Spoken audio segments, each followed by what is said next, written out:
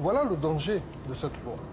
Je vais vous prendre des exemples pour que nos concitoyens sachent ce qui se passe dans ce pays. Prenez le cas du lieutenant libéré après plusieurs années.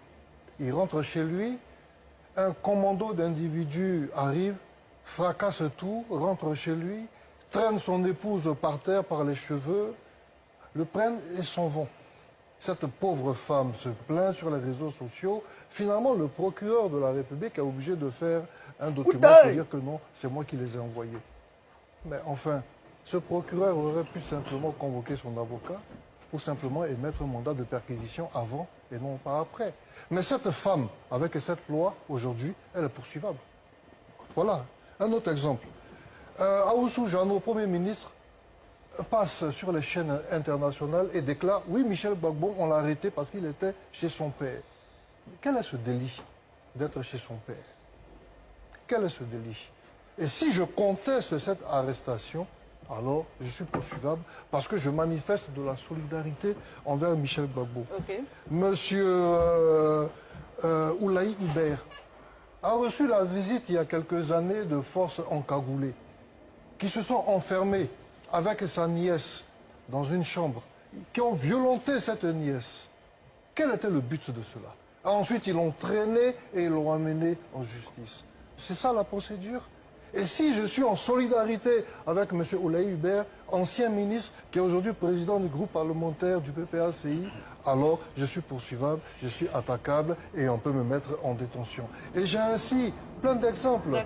Cet imam qui a été arrêté, ce pasteur, Jérémy Kofi, qui a été arrêté en direct, s'il est condamné et que c'est fidèles, manifestent de la solidarité envers sa situation, font des quêtes pour payer ses amendes ou je ne sais pas quoi, pour le soutenir. Ben tous ces fidèles de l'Église, là, on peut les mettre en prison. Moi, je vais vous poser la question. Madame, je dis non. Je dis non. Voilà. Comment? Moi, je posais la question que certains Ivoiriens se posent. On a vu un peu dans les discussions. On sait que le projet de loi a été voté en commission. La question, c'est pourquoi avoir voté ce projet en commission quand vous n'étiez pas d'accord, et je parle de l'opposition du groupe parlementaire PPACI notamment, sur cette proposition? C'est une bonne question et ça me permet de répondre à deux questions en même temps.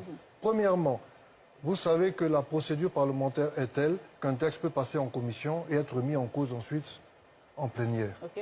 C'est la règle. Deuxième chose, contrairement à ce que mon cher frère a dit tout à l'heure, je ne suis pas mal fondé à faire ce projet d'amendement. La preuve, c'est que l'amendement est passé, on en a discuté. Bon, c'est vrai que j'ai perdu parce qu'ils ont une majorité mécanique à l'Assemblée nationale. Mais enfin, la procédure a été suivie et j'étais bien fondé. Je vous remercie. Je suis quand même surpris de voir qu'aujourd'hui, les députés RAGP votent ce genre de loi. Pourquoi? Je le dis parce qu'il faut se rappeler, il faut convoquer toujours l'histoire de ce qu'on fait. En 1990, Alassane Ouattara, alors Premier ministre du président Félix Houphouët-Boigny, a fait voter la loi anti-casse. Mais cette loi la loi anti-casseur. Mais cette loi anti-casseur, vous savez qui s'est épinglé? C'est le RDR à l'époque, en 2000. Pour dire que les lois que nous votons aujourd'hui, nous pensons le faire peut-être contre quelqu'un. Mais demain, ça peut nous attraper. Cette loi que j'estime être, parce que je préfère peser... Vous pensez que c'est fait contre quelqu'un, contre l'opposition? Non, j'estime que cette loi est liberticide en la matière. Peut-être qu'aujourd'hui, cette loi nous arrange. Peut-être qu'elle va dans notre sens. Mais demain, comme il le disait, on peut être de l'autre côté de la rive. C'est ça. Et quand on est de l'autre côté de la rive, la même loi va s'appliquer à nous. Donc, faisons attention. Quand des gens, des Ivoiriens vous donnent un mandat pour aller voter, qui votent pour vous, pour aller décider pour eux, pour porter leur voix, mais faisons attention aux lois qu'on vote. Parce que vous ne pouvez pas me dire à moi que si le gouvernement fait quelque chose qui n'est pas bien, que je n'ai pas le droit de dire je ne suis pas d'accord. Dire je ne suis pas d'accord, ça fait partie de ma liberté de penser, de ma liberté d'expression. C'est mon droit le plus absolu qui est garant. Et aujourd'hui en Côte d'Ivoire, la Constitution, c'est ma boussole, c'est la boussole du président Alassane Ouattara, c'est la boussole du président Laurent Gbagbo, c'est la boussole de tout le monde. Mais pourquoi alors on va voter une loi pareille à l'Assemblée? Franchement, j'avoue que ça vous touche un peu. Ça me touche un peu quand même. On dit est puni des mêmes peines quiconque organise des collectes en vue du paiement des condamnations pécuniaires prononcées pour l'une de ces infractions. Comment est-ce que vous comprenez Non, cet article? non, ça, je pense qu'on peut biffer. C'est-à-dire? Honnêtement, mais quand on dit est puni des mêmes peines, quiconque organise des collectes en vue du paiement, quelqu'un, par exemple, a été condamné et il a une amende à payer. C'est mon parent. Moi, je peux demander, je peux lancer un appel, donnez-moi de l'argent, je vais libérer, il a payé la peine de ma chose, comment on appelle ça? Les amendes de mon frère. Est-ce que pour ça on doit me condamner? Pour ça il doit subir la même loi que ce que mon frère a subi, ou bien que mon parent a subi parce qu'il a qui est avéré, c'est-à-dire qu'il a été jugé et condamné. Moi, le fait que j'ai lancé un appel public qu'on me donne des fonds, ou bien qu'on m'aide à pouvoir payer une caution, ça ne doit pas m'emmener en prison, honnêtement.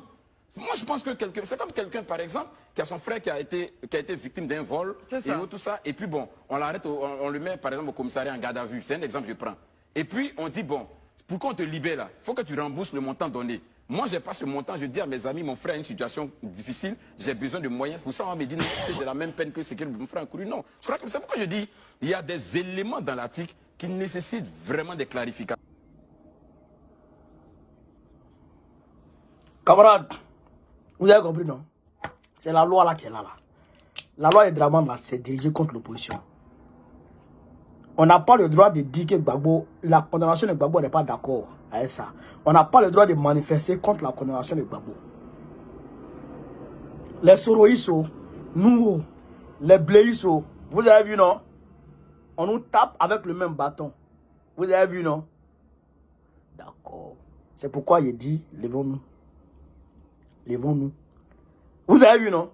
Ouattara veut faire dictature. Mais, j'ai dit, pays là va brûler. C'est fini. Pays là va prendre feu. Et Draman, s'il ne fait pas attention, il va rester dedans. S'il ne fait pas attention, il va rester dedans. Parce qu'il faut le dire, c'est une réalité. Et ça ne ment pas. Quand il vient dans le feu, dans le sang, tu t'en vas dans le sang. De la manière tu viens au pouvoir, tu t'en vas. Draman est venu dans le feu, dans le sang des Ivoiriens. Il ira dans le sang. Ça, c'est une réalité. Et on va le chasser. Et il finira très mal. Très, très mal. C'est moi qui vous dis ça, chers camarades. Mobilisez-vous. Tenez-vous prêts. Comme ils voient qu'on est en train de mobiliser nos militants à travers la Côte d'Ivoire, ils paniquent. Et ils se vont faire passer une loi bidon. Nous tenons pour responsable le Conseil constitutionnel qui va donner son aval pour cette loi. Si vous avez avalisé cette loi-là, le Conseil constitutionnel même là, ça sera en cendre. On met ça en cendre. On met ça en cendre. Ça, il n'y a rien à faire. Vous ne savez pas. Vous ne savez pas comment on est prêt. Vous ne pouvez pas savoir comment on est prêt pour vous. Et ça s'est passé. Ça s'est passé. C'est-à-dire qu'il n'y a rien à faire, ça s'est passé. C'est-à-dire qu'à travers le monde entier, il n'y a pas ce genre de loi quelque part. Ça n'existe nulle part, ce genre de loi. Nulle part. Il parle bien. C'est dans notre pays qui a envoyé ça, quoi. Tes yeux penchés, là, bouche tordue, vieux délinquant. Si quelqu'un qui ne fume pas de drogue, comment il peut prétendre faire voter une telle loi? Un homme qui ne fume pas de drogue, drogué, drogue tala, djougou, chokoroba kolo, vieux con, vieux maudit. Comment tu peux prendre une telle loi contre les gens?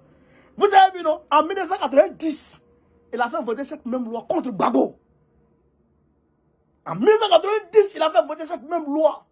Loi anti-casseur contre Gbagbo, contre l'opposition. Aujourd'hui, il veut faire voter une même loi. Ça a te laissé. Ça a te laissé.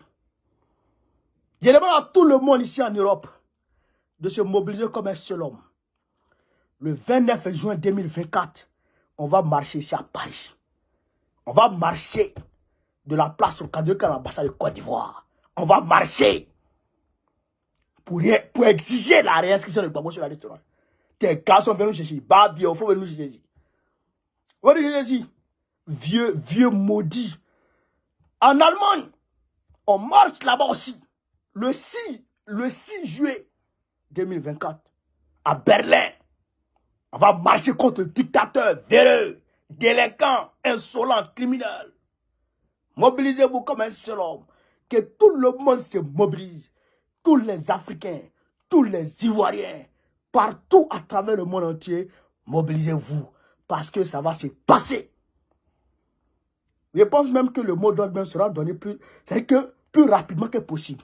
Le vieux a donné le mot d'ordre. Allez chasser Draman. Bako a lancé le mot d'ordre, allez le chasser. Délinquant criminel.